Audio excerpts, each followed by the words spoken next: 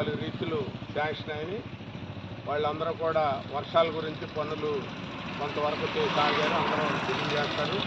అవి కాకుండా కొన్ని నార్మల్ గ్రాంట్లో మొన్న ప్యాచ్ వర్క్ చేయడానికి పనికి రాకుండా ఏలూరు జంగారెడ్డిగూడెం రోడ్డు ఉంది. ఎందుకనంటే గత 5 సంవత్సరాల్లో కూడా ఈ ప్యాచ్ వర్క్ చేయటం కానీ రోడ్డు వర్క్ చేయటం కానీ లేకపోవటంలో దాని ఫుల్ గ్రాంటు కావాల్సి వస్తుంది. ప్రతి కిలోమీటర్కి 50 లక్షల రూపాయల గ్రాంటు మరి సీఎం గారు ఈ మధ్యనే శాంక్షన్ చేయడం జరిగింది. త్వరలోనే టెండర్లు పిలుస్తారు.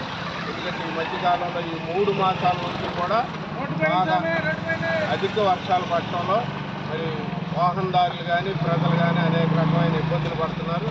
దానికని మరి ముందుగా టెంపరీ అరేంజ్మెంట్ కోసం మరి పార్లమెంట్ సభ్యులు, శాసనసభ్యులు అలాగే మేమందరం కూడా మాట్లాడుకుని ఈ గ్రామాల్లో ఉన్న ప్రజలందరి సహకారంతో మరి ప్రత్యేకంగా ఈ మిషన్స్ ద్వారా తడికిలపూడి నుంచి జంగారెడ్డిగూడెం వరకు కూడా ఉన్నంతలో కోతులు లేకుండా ప్రయాణికులకు ఇబ్బంది లేకుండా రేపు రోడ్డు వర్క్ స్టార్ట్ చేసే వరకు కూడా ఎప్పుడు ప్యాచీలు పడినా దాన్ని నీట్గా చేసేటట్టు మరి ప్లాన్ చేసి ఈరోజు తడికిలపూడిలో మరి ఇక్కడ బాలు గారు కానీ వెంకటేశ్వరరావు గారు కానీ అలాగే చుట్టూగూడెం గ్రామ అధ్యక్షులు కానీ అలాగే సుందరం ఇక్కడ గ్రామ పెద్దలు ఇంకా అందరూ వచ్చారు.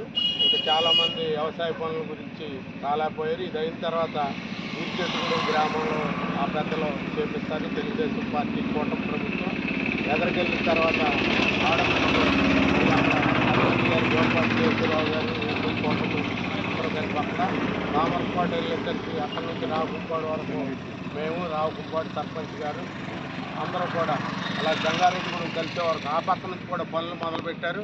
రేపు సాయంత్రానికల్లా ఏలూరు జంగారెడ్డిగూడెం రోడ్లో సాధ్యమైన మేరకు వాహనదారులు వెళ్ళేటట్టు ఇబ్బంది లేకుండా కోతులన్నీ కూడా కవర్ చేసి చేయటం కోసం మిషన్లు ఏర్పాటు చేసాం. దీనికంతా సహకరించిన మా పార్లమెంట్ సభ్యులు, శాసనసభ్యులు అలాగే కూటమి ప్రభుత్వం తరఫున ఈ రూట్లో ఉన్న ప్రెసిడెంట్స్, కూటమి పార్టీ నేతలందరూ కూడా సహకరిస్తున్నారు.